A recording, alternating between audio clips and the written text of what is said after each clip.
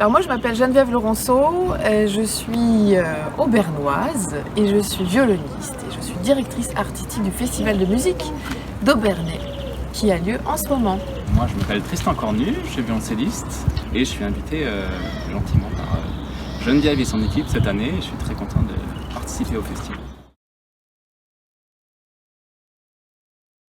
Au sein du festival en tout cas, on a très à cœur d'organiser des concerts en faveur notamment de la jeunesse et des étudiants. Parce que les enfants, pour moi c'est évidemment le public de demain, et les enfants ça veut dire aussi certainement très grande mixité sociale. Ce concert gratuit là, pour les enfants qu'on organise le dimanche au sein du festival, on voit bien, il y a parfois 400 enfants qui arrivent, donc ils traînent leurs parents, et puis il y a vraiment absolument de tout. Je pense que la musique est destinée à vraiment être un art pour tous. La musique classique également, parce que c'est un vecteur d'émotion. On parle d'émotion, on ressent les choses. Il faut juste avoir certainement la curiosité de passer le pas. Alors après, pour répondre à votre question exactement, je ne suis pas sûre que la situation ait énormément changé. Et je pense en revanche qu'il y a de plus en plus de personnes qui en sont conscientes et qui travaillent à aller chercher justement les publics qui ne vont pas, un public qui ne va pas de lui-même au concert. Et ça, c'est nouveau. Parce qu'il y a 30 ans, c'est pas du tout comme ça encore. Donc je pense que ma génération, la génération des jeunes, comme celle qu'on coach en ce moment, a compris ça, et je ne serais pas étonnée que les choses changent bientôt. C'est plein de choses, c'est d'abord une passion, c'est plein de découvertes, même après quelques dizaines d'années de pratique, on découvre toujours des répertoires, c'est des rencontres, beaucoup de rencontres de personnalités très très différentes. C'est une joie, et puis c'est aussi se connaître toujours de soi-même de mieux en mieux au fil des années à travers la musique. Parce que comme disait Geneviève, c'est avant tout de l'émotion, et voilà, c'est peut-être la chose principale, c'est ce qui nous enrichit le plus, c'est d'être quotidiennement, émotionnellement impliqué, et de chercher à toucher les gens, à communiquer, et ça c'est ce qui est le plus précieux, je pense. Comme tu disais, c'est tellement de découvertes tout le temps que c'est peut-être une source d'éternelle jeunesse, quelque part. J'ai l'impression que les musiciens, intérieurement en tout cas, ne peuvent pas vieillir, parce qu'il y a tellement de beauté, tellement de recherche toujours dans cet art, dans l'art en général, dans la musique en particulier. C'est un sentiment de toucher à une forme, à ce qui est peut-être de plus beau dans l'humain, c'est-à-dire la beauté, l'émotion. Ce qui nous enrichit le plus, c'est vraiment plutôt être que avoir la musique. Et puis c'est quelque chose comme ça nous enrichit beaucoup, c'est quelque chose qu'on a envie de partager, parce qu'on a l'impression qu'on est dans une sorte de communion, on communie dans cette beauté, dans ces émotions, et que c'est un sentiment qui vous fait planer. C'est vrai que l'idée de transmission pour moi est très importante, devient de plus en plus importante maintenant dans mon parcours. Elle est devenue évidente cette année parce que tous on a traversé une année difficile. Les étudiants, certainement, en particulier, je le sais parce que j'ai moi-même des étudiants et que j'ai senti à quel point certains étaient à la limite de se dire mais je ne sais pas si je vais continuer dans ce métier. Il y avait une sorte de baisse de motivation. Et dans ces cas-là, il faut être soutenu parce qu'on peut avoir envie d'abandonner. Moi, c'est vraiment le moment d'aider et de soutenir les gens qui ont envie de faire ce métier, et qui auront envie eux-mêmes de transmettre ensuite ce métier à d'autres. Et c'est ce rapport à cette jeunesse, leur fraîcheur, leur façon de voir la musique aussi, leur façon d'appréhender leur instrument. Tout ça, ça m'intéresse, et c'est une façon de m'enrichir finalement moi aussi à travers cet échange. parle pas de modernité dans la musique, qu'on parle juste d'un compositeur qui s'est assis à son bureau, qui a écrit ce qu'il avait à dire. Il a écrit ses émotions, il a écrit la joie, il a écrit la tristesse, il a écrit tout un panel d'émotions humaines.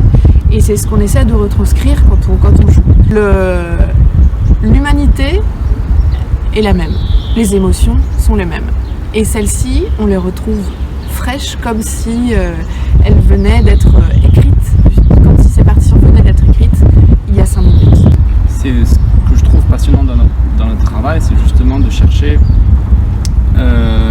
quel que soit le répertoire, de chercher un langage commun, de chercher ce qui nous parle et ce qu'on veut, ce qu'on peut, ou ce qu'on voudrait communiquer au public, et donc chercher une espèce de noyau qui va toucher tout le monde. Et ce qui reste chez les grands compositeurs, c'est ce noyau, une chose qu'on ne peut pas vraiment exprimer avec les mots, mais qui parle à tout le monde, et c'est ça qui rend notre métier très riche. C'est d'aller chercher ce qui est vraiment essentiel dans chaque œuvre, chez chaque compositeur.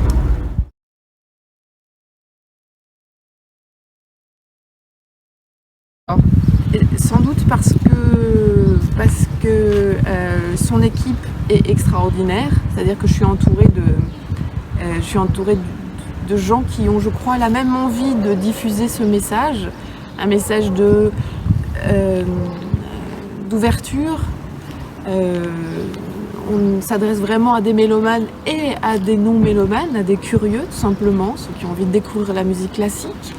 Je crois qu'on propose pas mal de fantaisie, d'originalité, de passerelles entre les arts. J'ai beaucoup travaillé avec des danseurs, avec des récitants, avec des claquettistes, avec des jongleurs, c'est tous ces arts que j'aime faire se rencontrer. Et je pense que c'est pour ça qu'il a beaucoup de succès. Je crois aussi que Obernai est une ville incroyablement belle et attractive, et peut-être aussi parce que je suis une enfant du pays, je ne sais pas. Alors moi j'ai un regard plus extérieur parce que c'est la 2e fois que je viens. Et je pense que le succès il est dû à des concepts très intéressants et qui peuvent intéresser tous les publics, et c'est ça qui, cette année et la dernière fois aussi, m'avait vraiment frappé et plu. C'est que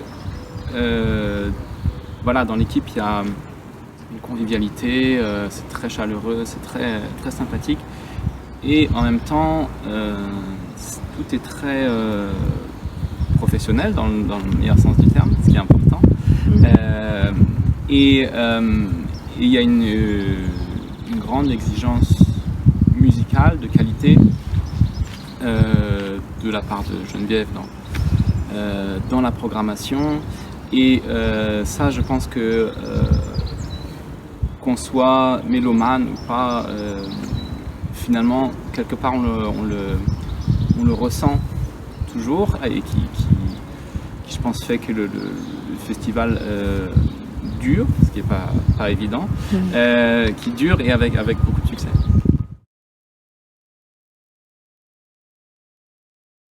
Alors le parc de la Leonardo, c'est un parc magnifique.